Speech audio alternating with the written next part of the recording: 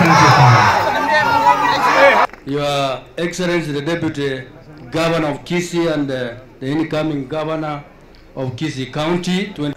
Uliza wenzangu wasimame waliko. Ningependa na mimi kuuliza ukakuja kukula lunch shule yetu ya Nyakoiba na ulitusaidia sana.